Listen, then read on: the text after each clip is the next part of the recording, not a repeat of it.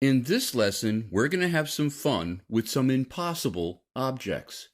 If you'd like to follow along, go to your File menu to Open, and in the Sample Files folder, scroll down to 0410 Impossible Objects, and just click Open.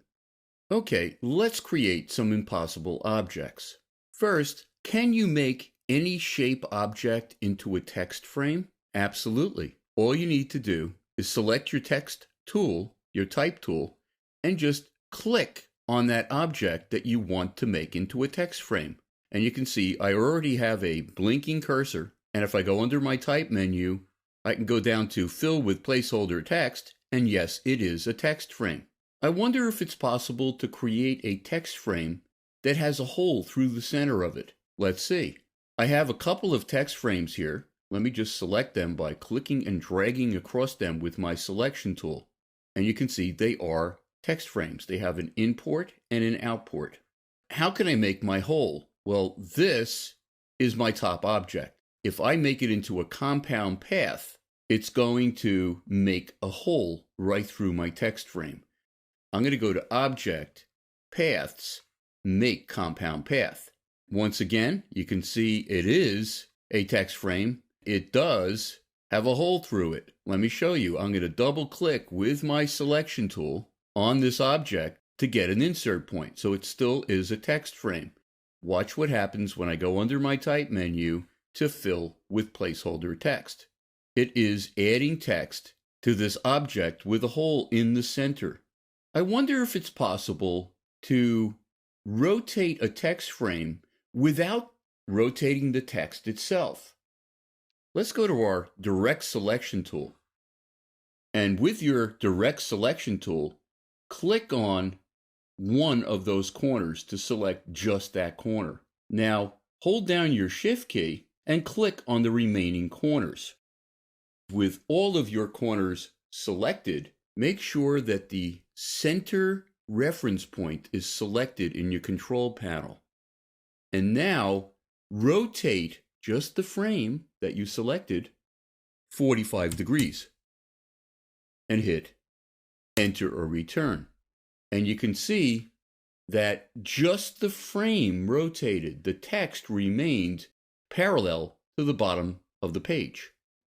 The next thing is I wonder what would happen if I selected one side of a text frame and just deleted it. Make sure you're in your Direct Selection tool and go over the top of the right side of this text frame at the bottom of the page. When you see next to your Direct Selection tool to its lower right what looks like a line segment, click to select just that one segment. Now press your Delete key and you have an open path text frame. So you can delete one side of a text frame and your text will not fall out. It's still contained within this open path frame. I'm going to scroll down to the next page. And you can see I have a couple of frames with images from photospin.com. I wonder if I can do the same thing with a graphic frame and actually delete just one side. I'm going to go over the top of the left side of this image, and when I see that little segment to the lower right of my Direct Selection tool, if I click, I'm selecting just the one side. And if I hit my Delete key, you can see that the picture is still contained within that open space. As a matter of fact, if I click off of the frame and then go over the top of another point and click again to select just that one point, when I hit Delete, there's still an image within that frame. Let me go to my pen tool and redraw my rectangle and go over the top of that lower right point and just click. And now I can continue my path. And you can see I'm back to that frame that has one open side. And if I go all the way around to the beginning, I can close the path and I'm back to where I started.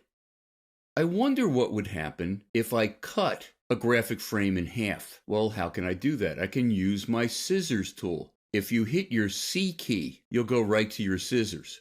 And I'm going to go over the top of the other image on one of the sides and just click. So I now have an open frame.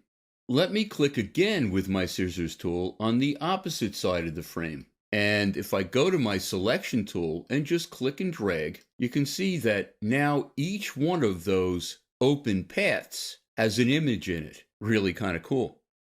We're going to continue to discuss objects and paths in the next lesson.